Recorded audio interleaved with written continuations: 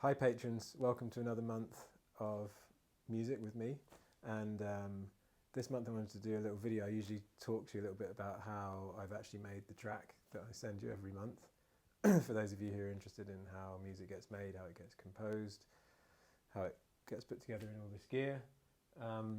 So I thought this month I might do a little video for you as I'm getting my video editing stuff together. It's an amazing day, it's so nice today, and it's gorgeous to be able to work in this lovely music room upstairs and see the sun come in. So this month's track is, I'm going to give it to the filmmakers and everybody. I want to share it with everybody because usually I do there's a tier on the Patreon for filmmakers. It's $5 a month, and every month I basically come up with kind of whether I'm making a piece for a film and then I share it with you guys, or if I haven't got a project on, I just think of a film idea in my mind, or I might make a piece of music kind of just for an imaginary scene in a film or an imaginary thing that might go behind video or whatever. Sometimes it's kind of funky and upbeat, it might just loop behind some video, or sometimes something meditative. So I kind of had this idea that I wanted to explore what it would be like to kind of write a film score just with a kind of limited sound palette, and I'm calling it 16-bit because what I want to do, imagine there was a long film, it'd be nice to use just a very limited palette and then explore how that palette would work. So I'm limiting myself to very cold electronic digital sound, which is kind of the sound, you know, when you hear the internet going in your ear or whatever, or a fax machine back in the 90s.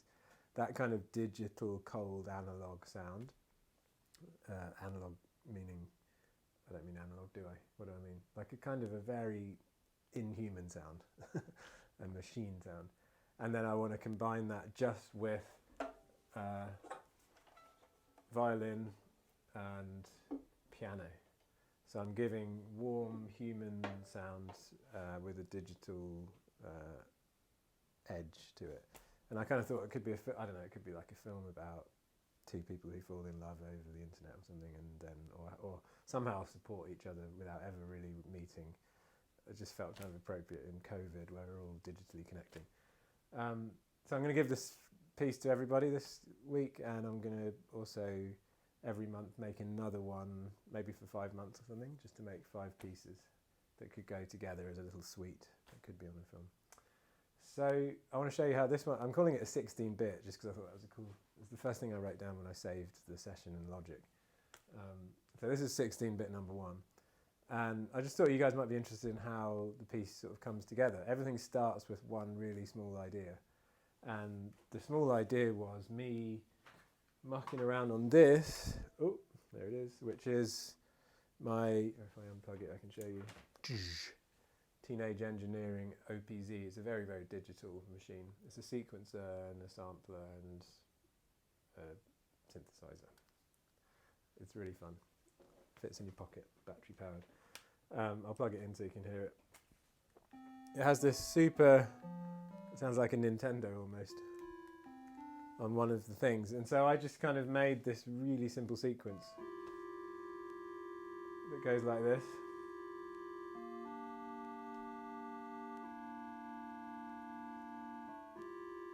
Also, as you turn some of the knobs, you can change the timbre of the sound.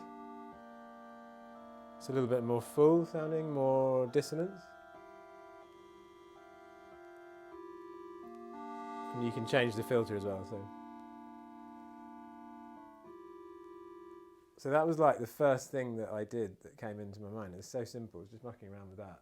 And then I kind of thought, well, it'd be interesting to just create some kind of electronic rhythm. So I added just a kick drum beat with the delay on it. I'll show you that if I go to 2.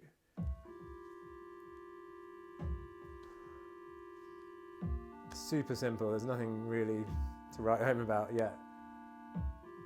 And that would give it that kind of simple thing. And then I thought, okay, I want this sort of warm violin sound. And one of the first things I go to is this loop pedal, which I will. It's all plugged in. I'll try and show you through moving the. So that big one on the floor is Electro Harmonix 22500. It's a loop pedal, and everyone sort of knows about loop pedals now. And what what it can do is, I'll just kind of show you with the violin. It's really fun just to start making initial ideas. So I might go.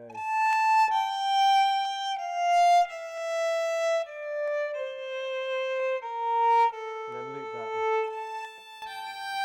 And it keeps looping around. And then I might just like build up more stuff. As you build them up, the loops behind go. So.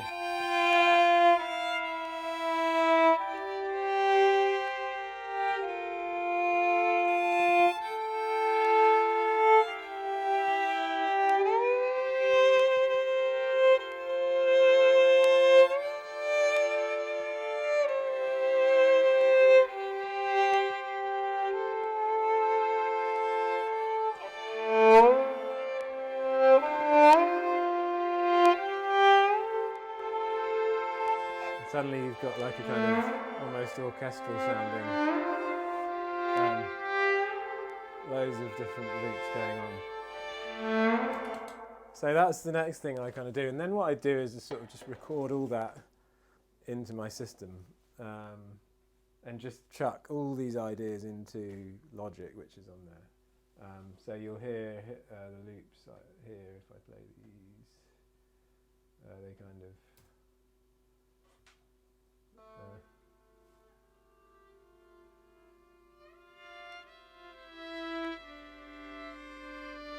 So there's loads of loops, and I also record the reverb, because sometimes you have to use the reverb, which is the thing that makes it all echoey. So I record all that in, and then I sort of recorded also that digital thing in here. I should play you that. There's that thing, that 16-bit sound, and then I recorded in the beats, which you can hear here. So I kind of get everything into my palette. So there's the beats.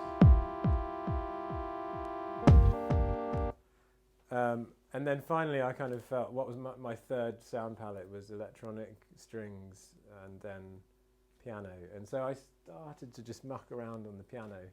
And with this thing going, I sort of just started to fool around with chords on the piano. So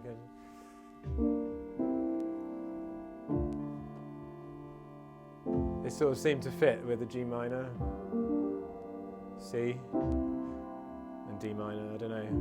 It just seemed to fit the electronic, but it gives it a warm sound. And then I did this.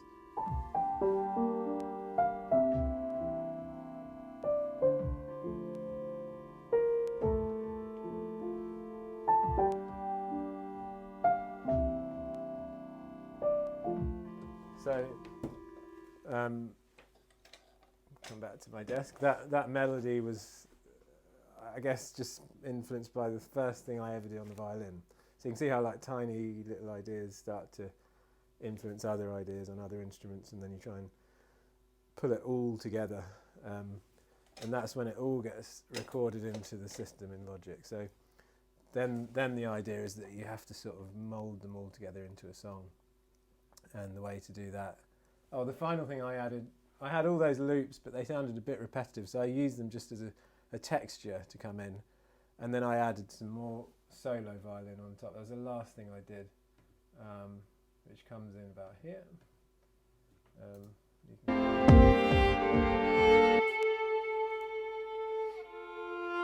So that was just over the loops, the piano and the drums and the electronics were all playing, but it just added a little bit more of an interesting violin line.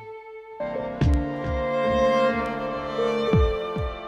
you can see how those electronic sounds, I tried to make everything mould into one, and that's kind of how it works.